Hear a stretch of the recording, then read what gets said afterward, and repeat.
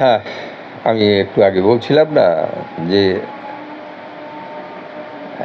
দুপুরের পরে বসছি আপনাদের সঙ্গে আড্ডা দিতে বা গল্প করতে। তো ওই আসরের টাইম হয়ে যাবে বলছিলাম, আসরের আজান পড়া শুরু হয়েছে।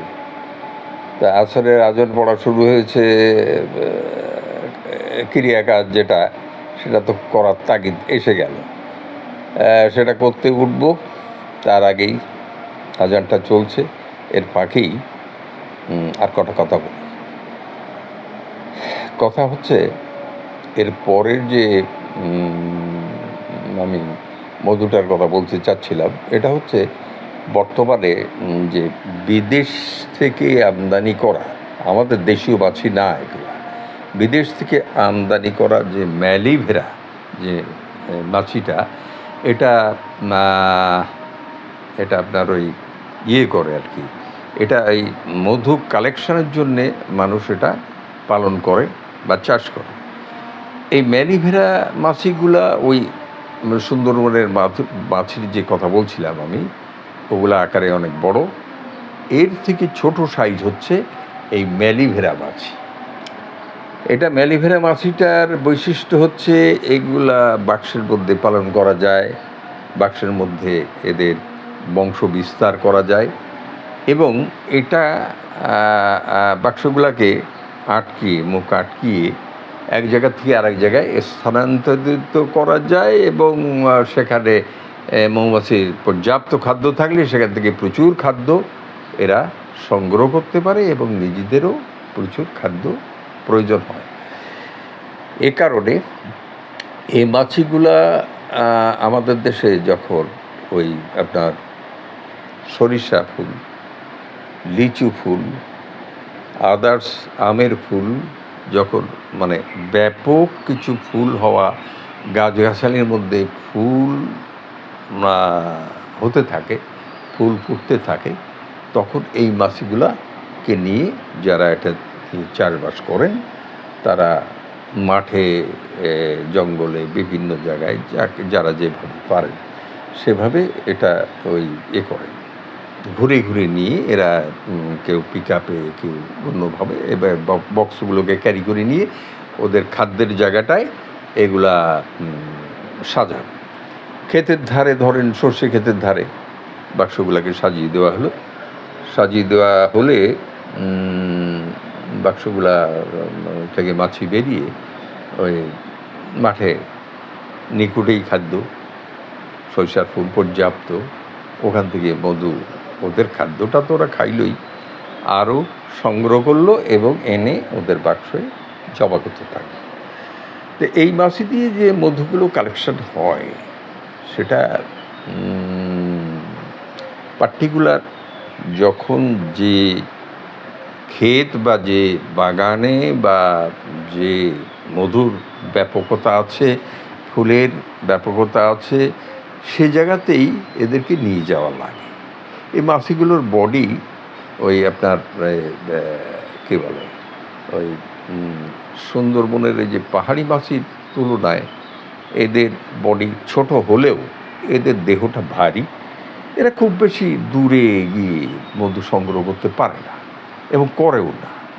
এরা খুব বেশি এরিয়া নিয়ে ঘোরে না, স্বল্প জায়গার ভিতরে এরা মধু আহরণ করে, এবং ওদের যে থাকার জায়গা বা যে বাক্স যেখানে ওদের বাচ্চা কাচ্চা আছে সেখানে নিয়ে এসে এরা জমা করে।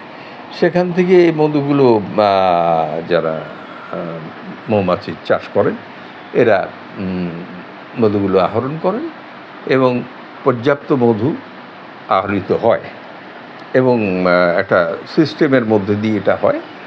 এতে করে যে মধুটা আমরা ধরেন কালো জিরার মধু, সরিষা ফুলের মধু, লিচু ফুলের মধু, আমের মুকুল থেকে সংগ্রহ করা মধু, এভাবে পার্টিকুলার ব্যাপক ফুল ফল যখন হয়, ফুলের মধ্যে থেকে এই মধুগুলো আহরিত হয়, এবং আমরা বিভিন্নভাবে এই মধুগুলো আমরা পাই।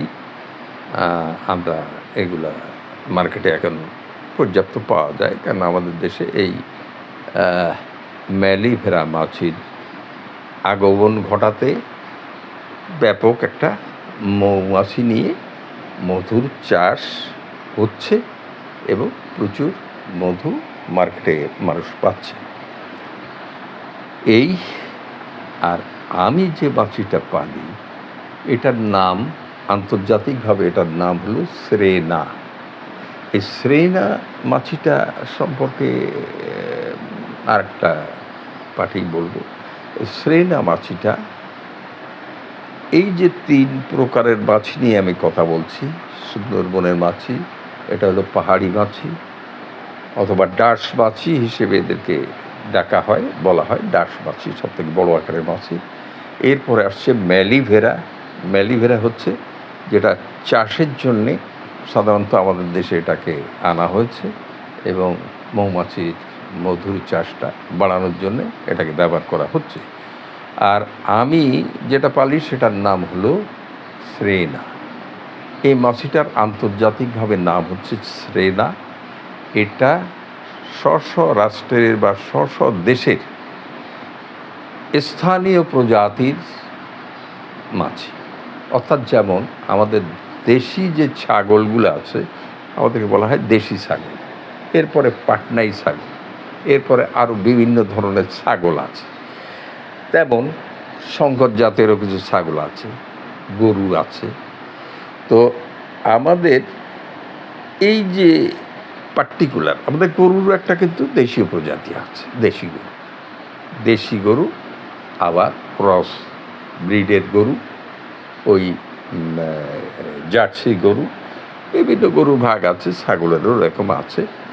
মৌমাছির ক্ষেত্রে আমাদের দেশীয় প্রজাতির যে মাছিটা এটাই হচ্ছে স্রেনা। এই স্রেনা নামটা ওয়ার্ল্ড ব্যাপী এই নামেই দেশীয় প্রজাতির মাছিগুলোকে স্রেনা মাছি বলা হয়। এটা আমেরিকায় থাকলে ওখানকার স্রেনা ওটা, এটা জাপানে থাকলে জাপানি যে স্থানীয় যে মাছিটা ওটাই স্রেনা। ভারতেও আছে, আবার আমাদের বাংলাদেশেও আছে।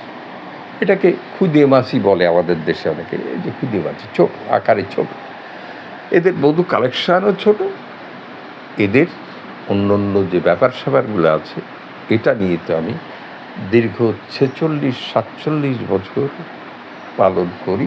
এ সম্পর্কে আবার একটা ভালো ধারণা, ভালো জ্ঞান আমি অর্জন করেছি। এবার আমি এই স্রেনা মাছির ওপরে নতুন একটা প্রযুক্তি যেটা আমি পেলাম এ বয়সে এসে, সেটা আমি প্রয়োগ করেছি এবং সেটার ফলাফল এবং সেটার আপগ্রেড, সেটা দিয়ে আমরা উপকৃত হব কি হব না এ ব্যাপারে আমি আরেকটা ভিডিও করব, সেটা পারলে দেখবেন। মৌমাছি সম্পর্কে একটা ধারণা বা এই গল্পের ছলে কিছু জানা বোঝা হবে এবং সময়ও কাটবে। বুড়োদের সময় কাটা মুশকিল, তবে বুড়োরা এটা শুনে বুঝে কতটা উপকৃত হবে জানি না। তবে বাতিগ্রস্ত বুড়ো যদি 2-1টা থাকে তারা কিন্তু নেশা লেগে যাবে, তারা বাসায় 2-1টা বাক্স করে ভালো খাঁটি মধু খাওয়ার চিন্তা কিন্তু তারা করলেও করতে পারে। তো আসলে এখন এখানে রাখি ভিডিওটা।